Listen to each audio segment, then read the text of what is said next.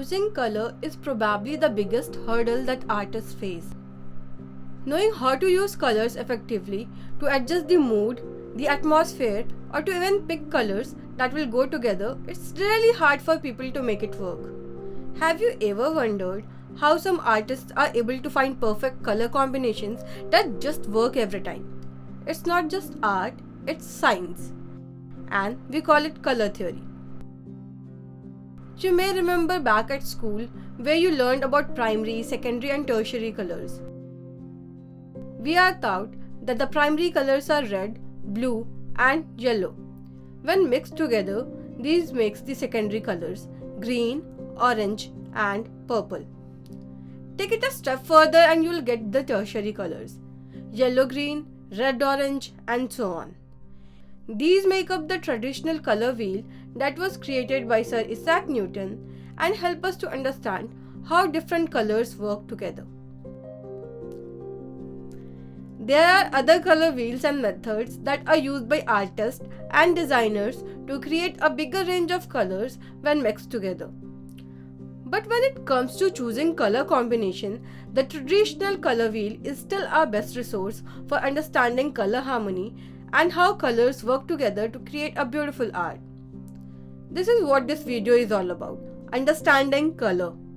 I am going to break it down into 3 core concepts, starting with why color is so important, then saturation and value, and finally color harmonies. Colors, when used correctly, can guide the viewer's eyes to what is important.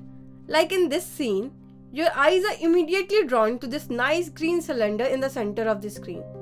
It could be used to tell the story or completely change the mood of the scene entirely.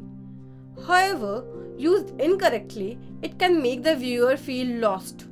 Basically, color can make or break your scene. Throughout the day, our eyes soak in millions of hues, saturations, and shades, but we rarely ever stop to study them. So when it comes times to actually work, we have a hard time drawing from our memory what color is used for. One could argue that it goes back to our childhood. As kids, we learned about colors in their most simplified raw formats: red, blue, yellow, etc. But when we tried using this raw color in our art, we probably quickly noticed that the results came out really ugly. But why is that? Now saturation and value come into the picture. Saturation is the intensity or purity of the color, and it is one of the biggest culprits when it comes to ugly color work. The second is the value, which refers to the brightness or darkness of the color. So let's have a look at these. On the left, here is 100% saturation, which is very hard to look at, but tone it down to 20% and it becomes almost a pink fleshy color. By just changing the saturation, it gives you very different result. Let's try again with value. 100% on the left and 20% on the right. You can almost barely see it. So that's adjusting the brightness of the color basically. So you can see that now it looks more like a muddy brown than a red. If you had to tweak both of these, the saturation and the value, you can see that you can create a whole plethora of different shades, all from just one raw color. At the start, as it is demonstrated in this painting, the only color used in this painting is red. So just mixing it with white and black, changing the saturation and the value, we are able to create an entire image from just one color. In the CG world, saturation is probably one of the biggest offenders. A lot of artists choose highly saturated colors because they think it will make the result look much better.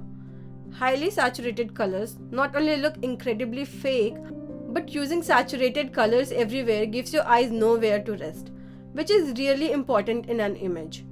But let's not say that bright saturated colors are all bad.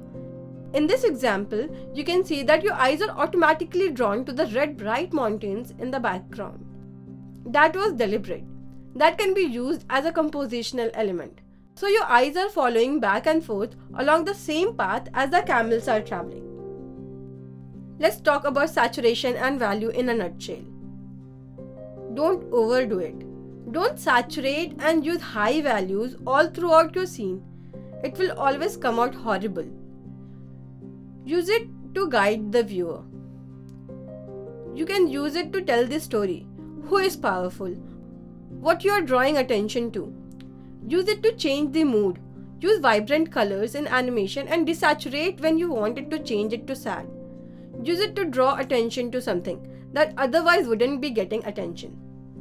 So that's the why, saturation and value, which leads us to point number 3, which is known as color harmonies. Some colors look better together than others. It is also known as the color scheme.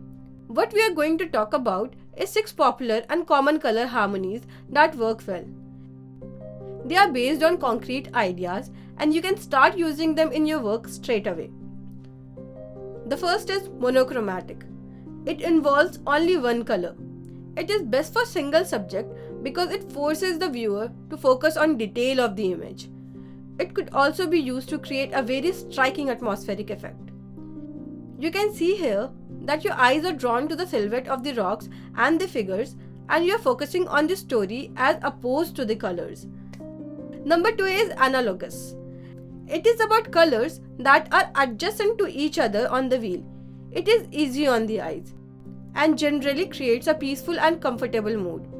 Mainly because it is seen a lot in nature, such as green trees, blue skies, colors are very related.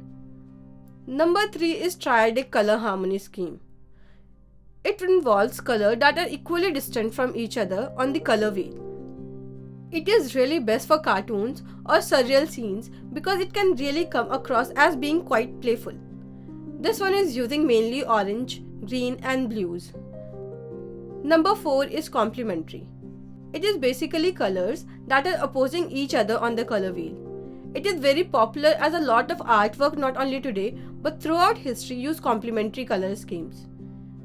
It is naturally pleasing to the eye. One thing to note here is that we should not use both colors equally.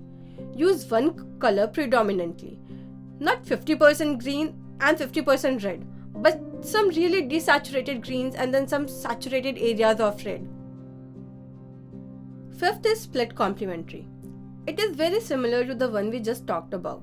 Using opposite, but basically you just take one end of it and you split it. It allows us more creative freedom. Instead of 2 colors, we are now using 3 colors. This type of color scheme feels more lively and joyous.